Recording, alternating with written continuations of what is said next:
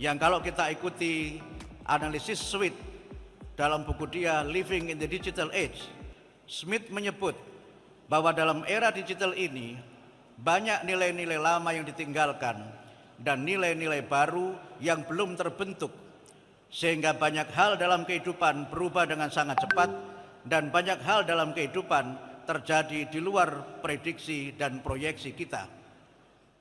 Dalam kaitan ini kita juga melihat bagaimana kita mengalami beberapa krisis yang mungkin bisa kita sebut dalam berbagai kajian yang saya tekuni. Pertama adalah adanya krisis intelektual yang kita melihat sebagaimana ditulis oleh Nichols, The Death of Expertise atau matinya kepakaran. Kita melihat bagaimana dunia keilmuan mengalami tantangan yang luar biasa.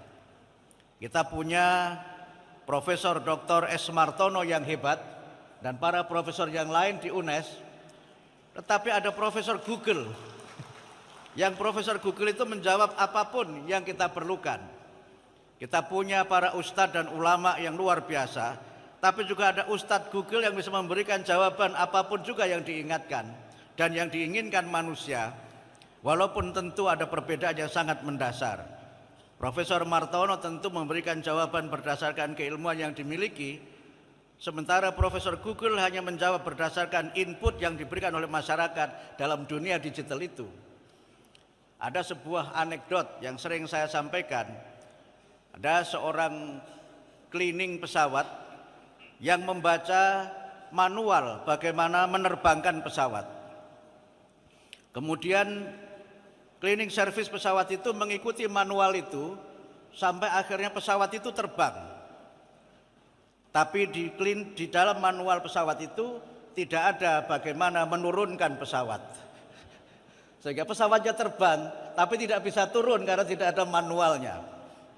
Itulah kira-kira gambaran dari The Death of Expertise yang ditulis oleh Nichols. Kemudian yang kedua adalah matinya akal sehat, di mana kita melihat sekarang ini teknologi digital itu ternyata tidak membuat manusia semakin cerdas, tetapi membuat manusia semakin culas.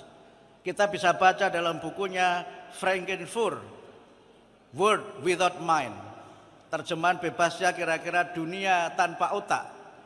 Yang di situ kita melihat bahwa penggunaan teknologi digital, termasuk sekarang AI itu, seringkali tidak membuat manusia semakin arif dan bijaksana. Dia tidak semakin cerdas, tapi semakin culas. Furter menyebut ada dua gejala yang membuat kenapa manusia tidak cerdas itu.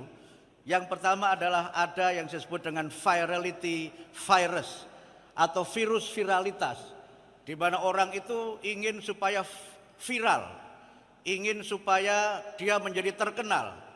Dalam konteks ini, Twenge menyebut istilah yang disebut dengan narcissism epidemic atau penyakit narsisme, di mana orang dikit-dikit upload, upload kok dikit-dikit, kira-kira begitu. Yang kadang-kadang orang yang penting viral, soal itu sesuai dengan moral atau tidak itu belakangan, yang penting viral dulu. Bahkan sekarang ada adagium yang menurut saya perlu kita kritisi. Adagium itu berbunyi no viral, no justice gitu. Kalau nggak viral, nggak ada tindakan, nggak ada keadilan. Ini menunjukkan betapa bahaya atau risiko dari yang disebut sebagai virality virus itu. Yang kedua adalah dia sebut dengan persoalan namanya conformity.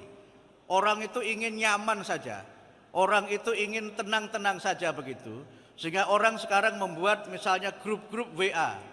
Yang grup WA itu semangatnya adalah membangun komunikasi di antara warga WA itu. Tapi yang terjadi ketika ada satu orang anggota grup yang pendapatnya berbeda dengan anggota grup yang lain, dia kemudian dihajar habis-habisan oleh admin dan anggota grup itu, bahkan bisa dikeluarkan dari grup. Sehingga kadang-kadang media sosial yang harapannya untuk membangun kerukunan sosial, yang terjadi adalah sikap asosial.